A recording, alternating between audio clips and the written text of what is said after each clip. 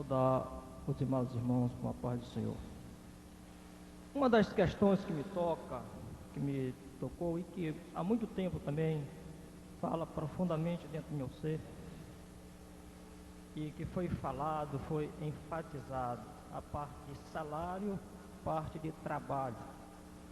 Eu, por exemplo, gosto de fazer parte de movimentos grevistas. Eu, como crente, gosto, porque acho que só quando não tem mais uma maneira de o patrão repor as perdas salariais do trabalhador, eu acho que o único jeito é a greve. Uma vez eu disse para o meu gerente lá do meu banco, disse: olha, o senhor já trabalha há 25 anos no banco e o patrão nunca chegou, o senhor como gerente, para lhe dar 15% de aumento ou 20% de aumento. Nunca, individualmente. 20% no meu salário é bem pouco, mas no seu é muito. Mas só quem sai perdendo nisso é a classe trabalhadora, os menos favorecidos, que às vezes são pressionados a não ir para esse tipo de coisa. Mas dentro da igreja existe um certo sentimento, quando muitas pessoas dizem: irmão, não faz parte de greve, porque isto é de comunista, irmão. Isto é de comunista, não vai, o crente não pode entrar nisso. Então, muitas das vezes, eu como crente fico me questionando: meu Deus, será que eu estou certo? Será que eu estou fazendo a coisa certa, Senhor? Eu sou teu servo, e não me deixe que eu fique com esse peso na minha consciência. Será que eu estou certo? Eu creio que esta pergunta, muitos irmãos querem fazer nesta manhã. Eu pergunto para o pastor que nos deu esta aula esta manhã: qual é o sentimento, o ponto de vista deste pastor, servo de Deus, um homem inspirado por Deus, acerca deste assunto? É legal ou é ilegal? O crente tem que ficar sofrendo, passando fome, miséria, ou tem que ir à luta? Será que Deus quer isso? A resposta está em suas mãos. O direito de greve é um direito assegurado pela Constituição Federal.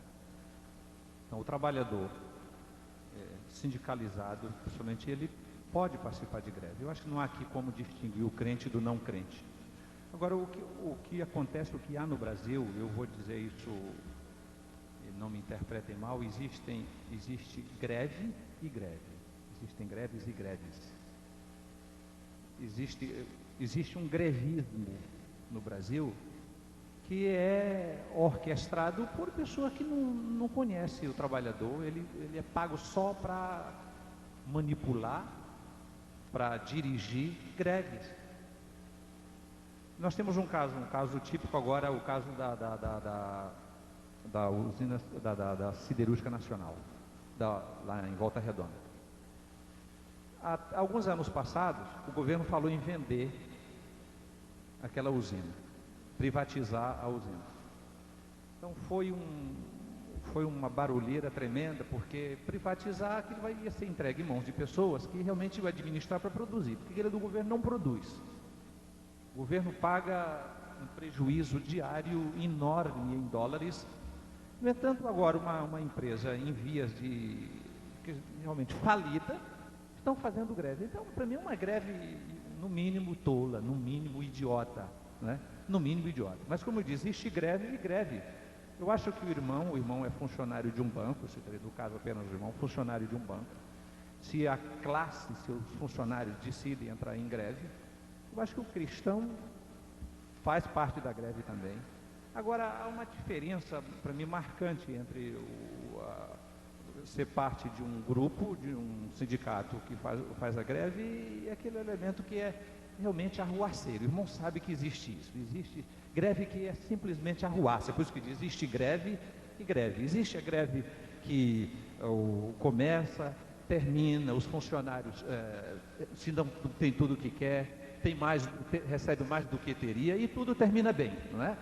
Então eu faço uma distinção aqui, que o espírito cristão, a moderação cristã, o equilíbrio, exige que o crente, mesmo sendo um elemento, participe de greve, que ele tenha o Espírito de Cristo, que ele seja sal da terra, ele distinga, não é, entre uma greve com reivindicações justas e uma greve com reivindicações, com motivações meramente políticas.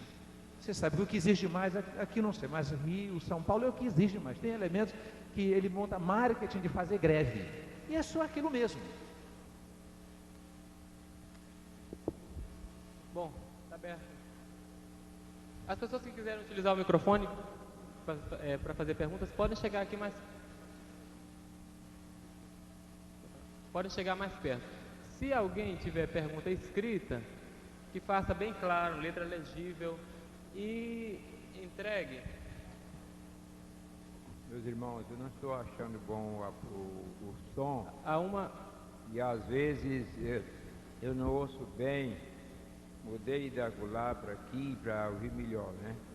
E eu não entendi muito bem as palavras do irmão Eliseu, mas parece que ele protestou aqui contra o fato de eu ter dado a oportunidade ontem o representante do candidato ao governo do Estado para dar uma palavra. Foi isso? Eu quero dizer aos irmãos que nós não fizemos isso a primeira vez ontem. Não. Nós fizemos isto já dezenas de vezes, inclusive no órgão máximo da nossa convenção, que nos visitam na véspera da eleição, os políticos que pretendem concorrer ao governo, pedem oportunidade para dar uma saudação, nós damos, ele nos tem tido respeito, ele não tem desreverenciado o nosso ambiente, eles têm falado na sua própria linguagem, que não é evangélica, mas fala com respeito a nós, demonstrando apreço a nós, de modo que, não sei se o irmão Eliseu sabe, que nós não inauguramos esses temas ontem. Também não fizemos pensando naqueles que têm os seus sentimentos partidaristas e querem trazê-lo para cá. Nós fizemos na base do que a Bíblia nos diz, que a autoridade merece respeito. E como a autoridade até hoje não nos tem desrespeitado, nós, como pastor da igreja aqui em São Luís, há 36 anos e meses, somos respeitados pelas autoridades, não somos contra ninguém, não xingamos a ninguém, não depreciamos a ninguém, respeitamos as autoridades, temos delas o respeito, e por esse motivo eu dei oportunidade. Se é culpa é minha, mas eu não me sinto culpado por isso, porque se eu sou culpado por isso, então não pequei a primeira vez, e não só sou eu que tenho pecado, né? Geralmente isso acontece, muitas vezes tem acontecido, inclusive Congresso da Mocidade, não foi este o primeiro que veio um político trazer a sua saudação, trazer a sua homenagem, trazer a sua palavra de apreço à mocidade.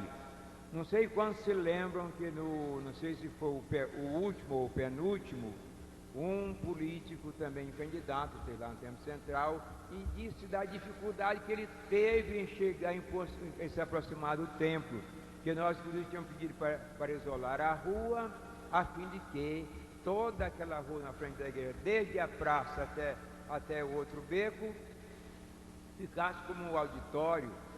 Então não é a primeira vez, e também não fizemos com sentimento partidarista, fizemos dentro do que julgamos ser o nosso bom senso, e queremos dizer que não estamos aprendendo a viver hoje.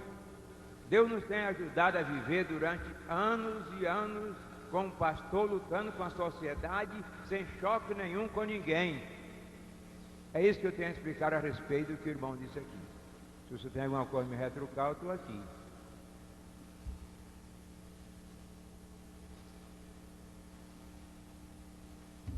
Bom, o Eudes agora, depois o irmão lá, né? Quem quiser fazer perguntas por escrito, a irmã Delzeni está ali do lado e pode entregar. Mas eu insisto que a gente prefere que as perguntas sejam feitas no microfone, irmãos. Bom, antes de fazer a minha pergunta, com todo respeito que tem que ter a convenção, o pastor Estevão, eu faço as palavras do Eliseu as minhas também. Mas a pergunta que eu tenho é, aqui nos foi falado pelo pastor Raimundo de vários dados sobre a realidade brasileira hoje. A gente sabe que nenhum país do mundo, nenhuma sociedade tem vocação para ser miserável ou pobre porque quer. Ninguém não tem casa porque simplesmente não quer ter uma casa. Ninguém não é alfabetizado porque não quer ir para a escola, simplesmente. Ninguém passa fome porque não quer comer. Então, a gente sabe que esses dados que foram colocados, eles têm causa. Eles devem ter todo um fundamento, que é a história, que se confunde com a história do Brasil. E eu queria que o pastor Dico falasse alguma coisa a respeito dessa questão. Esses dados eles não estão aqui puramente secos, sozinhos. Eles aparecem em função de uma realidade. Essa realidade é causada por atitudes, por ações, né, de todo um processo político, social que o nosso país tem vivido.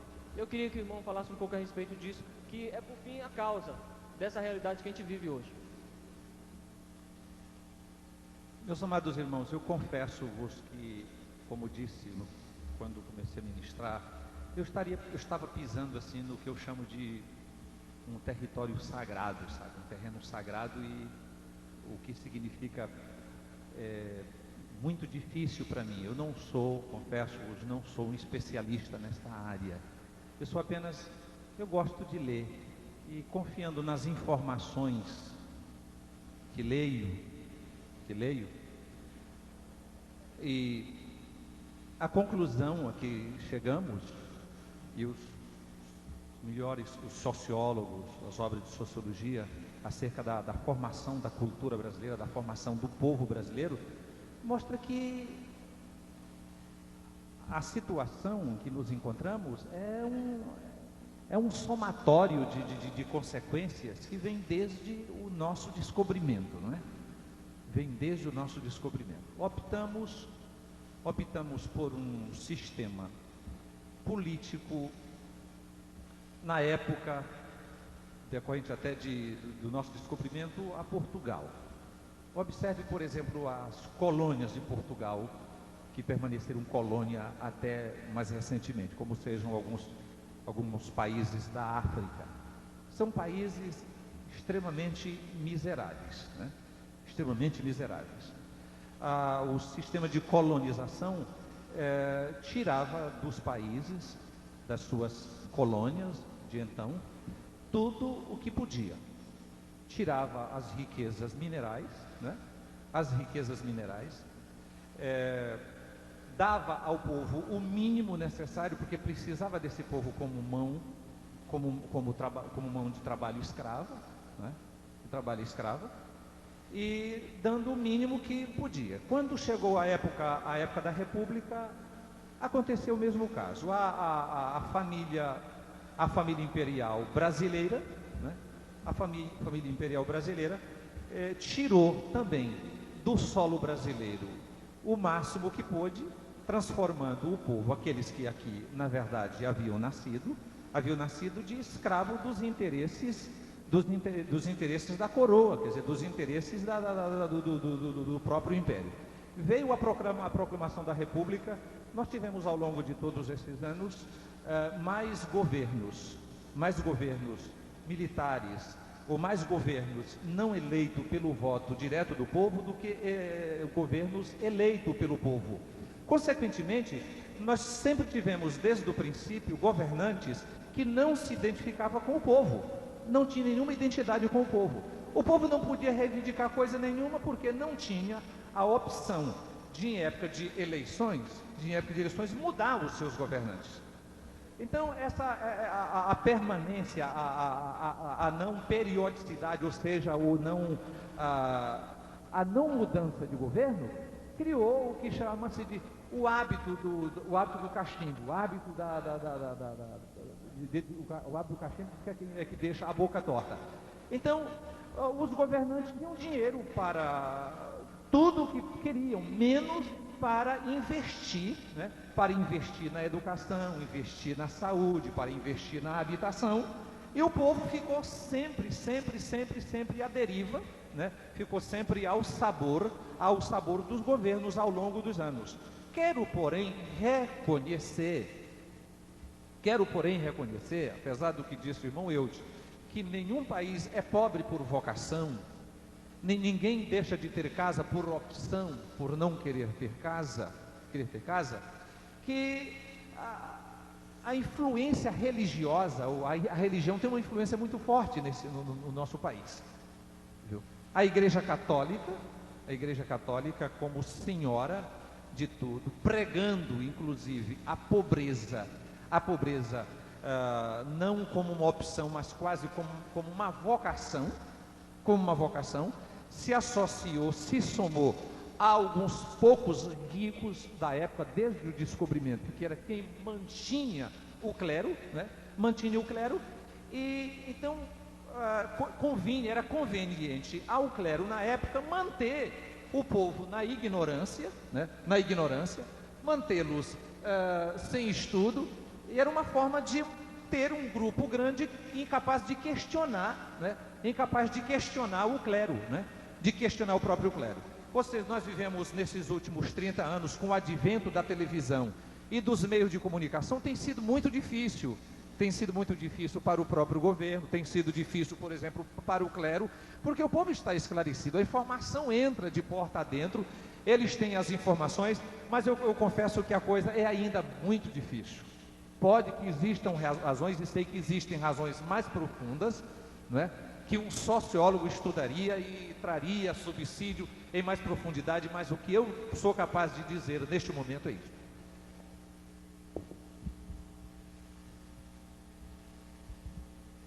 Paz do Senhor. Eu queria fazer uma pergunta ao pastor nesta manhã. Quero contar também uma parte vergonhosa e triste do bairro onde eu moro. Eu uni estas partes e fazer uma pergunta ao pastor. O bairro onde eu moro, ele é visitado pelos políticos só em tempo de eleição. Nossas ruas não são asfaltadas, são cheias de buraco e por causa disso, ônibus coletivos não passam por ela, nós somos obrigados a usar ônibus de outros bairros. Também ela é desprezada pela sociedade, porque o mato tem tomado conta das ruas, servindo de abrigo para marginais, para esperar pessoas em alta hora da noite, para ali fazer os seus maus atos. Temos um posto médico que foi criado no tempo de eleição e até hoje nunca pisou um médico para lhe dar assistência à comunidade. A iluminação de nosso bairro é uma vergonha, dá medo sair depois das 10, depois das 9 por aí assim. Se você puder condensar um pouquinho mais a pergunta, tá? Porque tudo bem. O tempo está indo embora. E com tudo isso, irmão, temos em nosso bairro clube de mães, clube de jovens formado por pessoas não crentes, temos também união de moradores e temos a nossa igreja. Eu queria perguntar para o irmão qual a atitude da igreja neste assunto, o que ela deve fazer? Ela deve procurar a direção desses outros clubes que eu falei, para juntos se unir e tentar adquirir ajudas para o nosso bairro, ou ela deve partir só para esta luta, ou simplesmente ficar onde está? Para mim o ideal seria que membros da igreja fizessem parte de associações de bairro que porventura já existe. Agora, olhar com cautela, porque de momento, às vezes, é muito comum, por exemplo, no Rio de Janeiro, é comum, por exemplo, um presidente de bairro, ou um líder de bairro, ele se lançava com corpo e alma para ajudar o povo, na próxima eleição ele se candidatava, ele queria sair candidato também. Então, dá uma analisada, os reais propósitos, por exemplo, os estatutos dessa sociedade de bairro que tem, o que é que ele se propõe fazer, se o que estiver ali estiver de acordo, né? Estiver de acordo com aquilo que o crente crê, se não olhar a ideologia daquela associação. Se é uma coisa sadia, que os irmãos se envolvam com essa associação de bairros, não é? E tentem fazer o melhor que puder pelo seu próprio bairro, não é? Pelo seu próprio bairro. Eu acho que o sal dentro do saleiro, se ele não entrar em contato com a carne, com a massa, ele não vai salgar nunca. Então, isso é uma forma do sal estar em contato. E os irmãos estão ali, estão ajudando, estão falando também de Jesus Cristo, refletindo através das suas ações, dos seus ideais, da sua maneira de ser e de agir, o bom cheiro de Cristo, não é? Então, eu acho que o ideal seria começar aí, porque se organizar mais um grupo, será mais um grupo mais tarde, mais um grupo mais tarde, daqui a pouco é uma meia dúzia de grupo que não vai ter condição de fazer coisa nenhuma, não é?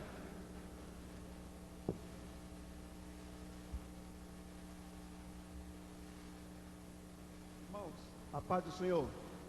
A minha pergunta esta manhã prende-se ao setor de situação agrária em nosso país e nosso estado.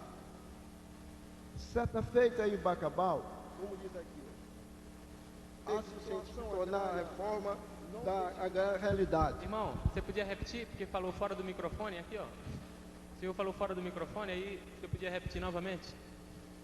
Bem, a minha pergunta é em relação à situação agrária. Diz aqui o seguinte: quase nada tem sido feito no sentido de tornar a reforma agrária uma realidade. A maior parte das terras agricultáveis se acha na mão de latifúndios improdutivos.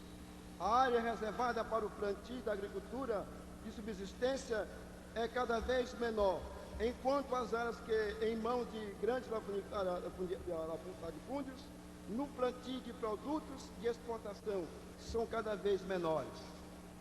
Amados, eu estive em Bacabal certa vez.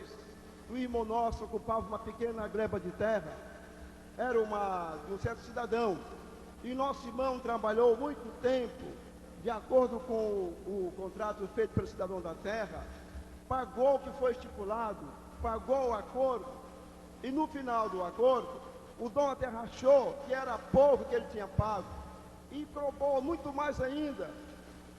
O irmão se relutou e disse: amigo, eu já lhe paguei o que contratamos, que fiz esse contrato, não posso pagar mais do meu produto, da minha família, tem algo a fazer esse dinheiro. Não, mas a terra era minha, você ocupou, trabalhou, lucrou, eu quero mais alguma coisa. Isso eu não posso lhe dar, amigo.